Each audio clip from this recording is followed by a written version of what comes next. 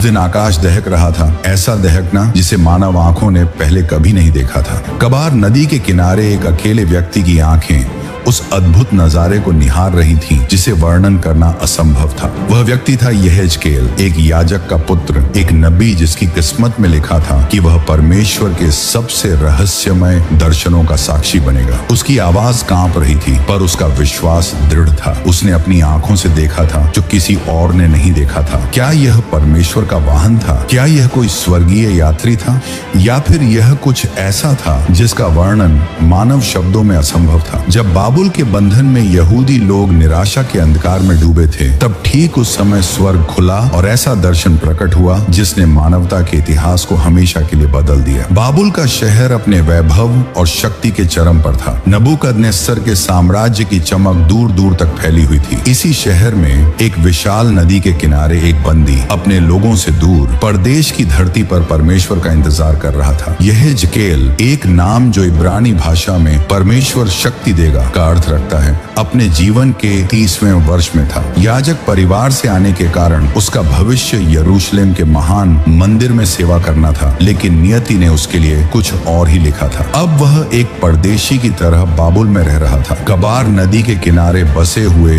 यहूदी बंदियों के बीच। उसकी आंखें अक्सर यरूशलेम की ओर मुड़ जाती, वहां के मंदिर की ओर जहां वह अपने परिवार की परंपरा का पालन करता। लेकिन अब यरूशलेम दूर था और यहूदी लोग अपने परमेश्वर की उपेक्षा के कारण बाबुल के गुलाम बन चुके थे। कभी कभी यहेजकेल को लगता कि परमेश्वर ने उन्हें त्याग दिया है, कि उनकी आवाज अब कभी नहीं सुनी जाएगी। लेकिन इस शंका के बीच भी वह हर दिन प्रार्थना करता, हर दिन आशा करता कि एक दिन परमेश्वर फिर से बोलेंगे। और फिर वह दिन आया, चौथे महीने का 5वां दिन, एक ऐसा दिन जिसने न सिर्फ यहेजकेल के जीवन को बल्कि पूरे मानव इतिहास की आध्यात्मिक धारणाओं को बदल दिया।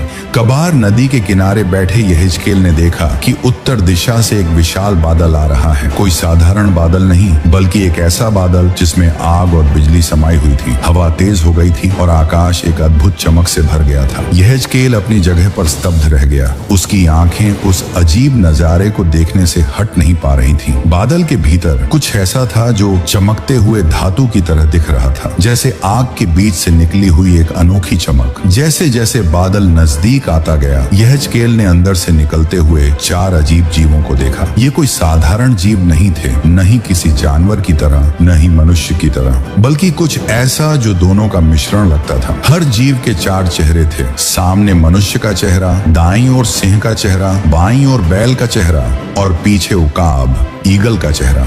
उनके शरीर मनुष्य के समान थे और उनके 4 पंख थे, 2 पंख जिनसे वे उड़ते थे और 2 पंख जिनसे वे अपने शरीर को ढकते थे। उनके पैर सीधे थे, पैरों के तलवे बछड़े के खुरों की तरह, और वे पिघले हुए पीतल की तरह चमक रहे थे। वे चारों बिजली की गति से चलते थे, सीधे आगे की ओर, कभी मुड़ते नहीं, और जहां भी जाते उनकी आत्मा उन्हें ले जाती थी। यहेजकेल देख रहा था और उसका हृदय उछल रहा था। ये स्वर्गीय प्राणी ऐसे थे जिनके बारे में उसने सिर्फ कल्पना ही की थी, परंतु अब उसकी आंखों के सामने जीवित थे। उनकी चाल ऐसी थी जैसे बिजली चमकती है। अचानक कहीं से कहीं, बिना किसी प्रयास के, बिना रुके, एक निश्चित दिशा में, और फिर उसने कुछ और देखा। उन जीवों के पास 4 पहिए थे जो आकाश की ओर चढ़ते थे, और हर पहिए के भीतर एक और पहिया था जो मुड़े बिना ही हर दिशा में जा सकता था। ये पहिए भी अनोखे थे। उनके चारों ओर आंखें थीं, असंख्य आंखें, जैसे हर दिशा को देख रही हूँ, हर गतिविधि पर नजर रख रही हूँ। यह सिर्फ एक दृश्य नहीं था, बल्कि एक पूरा अनुभव था। यहेजकेल ने बताया कि जब वे जीव चलते थे तो ऐसा लगता था जैसे शक्तिशाली जल का प्रवाह हो या फिर सर्वशक्तिमान का स्वर हो। पंखों की आवाज ऐसी थी जैसे सेना का शोर हो। जब वे रुकते तो अपने पंख नीचे करते और फिर एक गरज सुनाई देती, जैसे आकाश स्वयं बोल रहा हो। लेकिन यह अभी शुरुआत थी। उन चारों प्राणियों के ऊपर एक चमकदार मंच था जो स्फटिक के समान था, इतना शानदार कि उसे देखकर डर लगता था। और उस मंच के ऊपर एक सिंहासन था, नीलम का बना हुआ, और उस सिंहासन पर कोई था जिसका रूप मनुष्य के समान था। यहेजकेल ने कभी इतनी दिव्य चमक नहीं देखी थी। वह रूप पिघले हुए धातु के समान आग से दहक रहा था, और उसके चारों ओर एक तेज प्रकाश था, जैसे इंद्रधनुष बादल में होता है। यह प्रभु के गौरव का प्रतिबिंब था, ऐसी महिमा जिसे देखकर यहेजकेल मुंह के बल गिर पड़ा। भय और आश्चर्य से भरा हुआ परमेश्वर की उपस्थिति में। उस क्षण यहेजकेल समझ गया कि परमेश्वर अभी भी अपने लोगों के साथ हैं, चाहे वे बंधन में हों या स्वतंत्र। वे सिर्फ यरूशलेम के मंदिर तक सीमित नहीं हैं, बल्कि वे हर जगह हैं, हर दिशा में, हर अवस्था में। और अब परमेश्वर ने यहेजकेल को चुना था, एक याजक के पुत्र को, एक बंदी को, एक ऐसे व्यक्ति को जिसके जीवन में निराशा थी, उसके माध्यम से अपना संदेश फैलाने के लिए। आकाश से एक आवाज आई, स्पष्ट, शक्तिशाली, अधिकार से भरी हुई। यह स्वयं परमेश्वर का स्वर था। उन्होंने यहेजकेल को मनुष्य के पुत्र कहकर पुकारा, उसे सीधे खड़े होने का आदेश दिया। और जब यहेजकेल खड़ा हुआ तो उसमें एक नया आत्मविश्वास था, एक नया उद्देश्य था। परमेश्वर ने उसे बताया कि वे उसे इजराइल के विद्रोही लोगों के पास भेज रहे हैं, ऐसे लोगों के पास जो सुनना नहीं चाहते, जो परमेश्वर से मुंह मोड़ चुके हैं। मनुष्य के पुत्र, परमेश्वर ने कहा, मैं तुझे उनके पास भेजता हूँ, चाहे वे सुने या न सुने, वे जानेंगे कि उनके बीच में एक नबी है। तू उनसे मत डर और न उनकी बातों से भयभीत हो। यद्यपि तू बिच्छुओं के बीच रहता है और कांटों पर चलता है, उनके वचनों से मत डर और उनके चेहरों से भयभीत मत हो, क्योंकि वे एक विद्रोही घराना है। यहेजकेल के सामने एक चुनौती थी, सत्य को बोलना, चाहे कोई सुने या न सुने। परमेश्वर का संदेश स्पष्ट था, यरूशलेम का विनाश अवश्यंभावी था। परमेश्वर के न्याय से कोई नहीं बच सकता था। ये एक कठिन संदेश था, एक ऐसा संदेश जिसे सुनना किसी को भी अच्छा नहीं लगेगा, लेकिन यह सत्य था और यहेजकेल इसे बताने के लिए चुना गया था। यहेजकेल ने अपने दर्शन को पूरी विस्तार से याद किया। वह अद्भुत बादल, 4 चेहरों वाले वे रहस्यमय जीव, भीतरी पहिए वाले वे चमत्कारी पहिए, और फिर वह सिंहासन और उस पर विराजमान वह दिव्य आकृति। क्या यह संयोग था कि उस आकृति के चारों ओर इंद्रधनुष था? वही इंद्रधनुष जो नूह के समय में परमेश्वर के वादे का प्रतीक बना था। यह एक संकेत था कि परमेश्वर अपने न्याय के बीच भी अपनी करुणा और अपने वादे को नहीं भूलते। बाबुल के बंधन में यहूदी लोग अपने को छोड़ा हुआ महसूस करते थे। उन्हें लगता था कि परमेश्वर ने उन्हें भुला दिया है, कि उनकी प्रार्थनाएं सुनी नहीं जाती। लेकिन यहेजकेल के दर्शन ने एक नई आशा जगाई। परमेश्वर अभी भी उनके साथ हैं, अभी भी उनकी गतिविधियों को देख रहे हैं और एक दिन उन्हें मुक्ति दिलाएंगे। इस दर्शन के बाद यहेजकेल की जिंदगी हमेशा के लिए बदल गई। वह अब साधारण याजक का पुत्र नहीं था, न ही केवल एक बंदी था। वह परमेश्वर का चुना हुआ दूत था, जो एक ऐसा संदेश लेकर आया था जिसे सुनना आवश्यक था। और जैसा परमेश्वर ने कहा था, लोग उसकी बातों को अनसुना करते, उसका मजाक उड़ाते और कभी कभी उसका विरोध भी करते। लेकिन यहेजकेल दृढ़ रहा, क्योंकि उसने अपनी आंखों से देखा था जो अन्य लोग देख नहीं सकते थे। जैसे जैसे समय बीतता गया, यहेजकेल को और भी दर्शन मिले। सूखी हड्डियों की घाटी, नए मंदिर का दर्शन, जीवन की नदी का दर्शन। हर दर्शन में एक संदेश था, हर दर्शन में एक आशा थी। और उस पहले दर्शन की याद कभी नहीं भूली, वह दर्शन जिसने उसे परमेश्वर की महिमा का अनुभव कराया था। यह कहानी सिर्फ यहेजकेल की ही नहीं है, यह हर उस व्यक्ति की कहानी है जो अंधकार में भी प्रकाश देखता है, निराशा में भी आशा रखता है।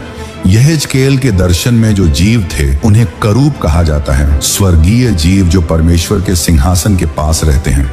और वे पहिए जो घूमते हुए पहिए या ऑफिनिम कहलाते हैं, वे परमेश्वर की गतिशीलता और उनकी सर्वव्यापकता को दर्शाते हैं। आज के समय में जब लोग यूएफओ और एलियंस की बातें करते हैं, तो कुछ लोग यहेजकेल के दर्शन की तुलना उनसे करते हैं। क्या यह संभव है कि यहेजकेल ने किसी अंतरिक्ष यान को देखा था? क्या उसने किसी ऐसी तकनीक को देखा था जो उसके समय से कहीं आगे थी? यह सवाल आज भी कई विद्वानों को परेशान करता है। यहेजकेल के दर्शन की गूंज बाइबल के अन्य पुस्तकों में भी सुनाई देती है। प्रकाशित वाक्य में यूहन्ना के दर्शन में भी 4 प्राणी, सिंहासन और इंद्रधनुष का उल्लेख है। इन दोनों दर्शनों की समानताएं बताती हैं कि परमेश्वर का संदेश हमेशा एक जैसा रहता है, भले ही वह अलग अलग समय में अलग अलग व्यक्तियों को दिया जाए। यहेजकेल के बाद के जीवन में उसने अपने दर्शन के अनुसार ही जीना सीखा।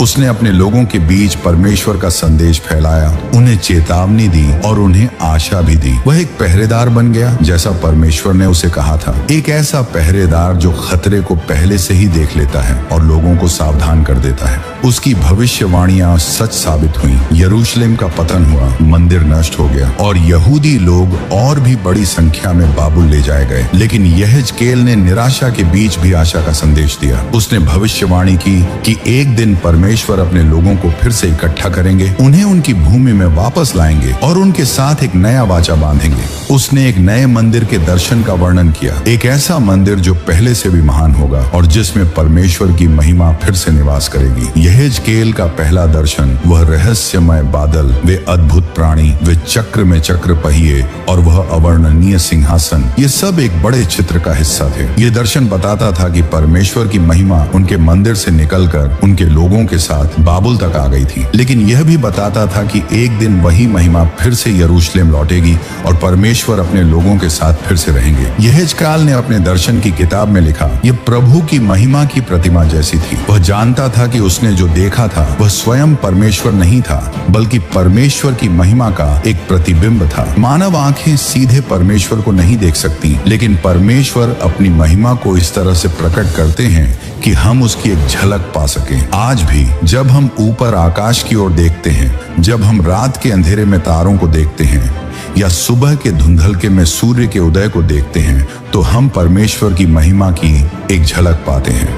यहेजकेल का दर्शन हमें याद दिलाता है कि परमेश्वर हमारी समझ से परे हैं, लेकिन फिर भी वे चाहते हैं कि हम उन्हें जानें, उनसे प्रेम करें और उनके साथ चलें। यहेजकेल के दर्शन में हमें यह भी याद दिलाया जाता है कि परमेश्वर के मार्ग हमारे मार्गों से ऊंचे हैं और उनके विचार हमारे विचारों से ऊंचे हैं। जब यहेजकेल ने उन चारों प्राणियों को देखा तो उसने देखा कि वे हर दिशा में देख सकते थे और बिना मुड़े हर दिशा में जा सकते थे। ये परमेश्वर की सर्व ज्ञानता और सर्व व्यापकता का प्रतीक है। वे सब कुछ जानते हैं, सब कुछ देखते हैं और सब जगह मौजूद हैं। यहेजकेल के पहिए भी एक गहरा संदेश देते हैं। पहिए के भीतर एक और पहिया जो एक दूसरे के अंदर फिट होता है और हर दिशा में जा सकता है। यह हमें याद दिलाता है कि परमेश्वर की योजनाएं जटिल और बहुआयामी हैं। जीवन में अक्सर ऐसे समय आते हैं जब हमें लगता है कि कुछ भी सही नहीं हो रहा है, लेकिन परमेश्वर एक बड़ी तस्वीर देख रहे हैं, एक ऐसी तस्वीर जिसे हम अभी नहीं समझ सकते। और फिर वह सिंहासन और उस पर विराजमान वह आकृति जो मनुष्य के समान दिखती थी,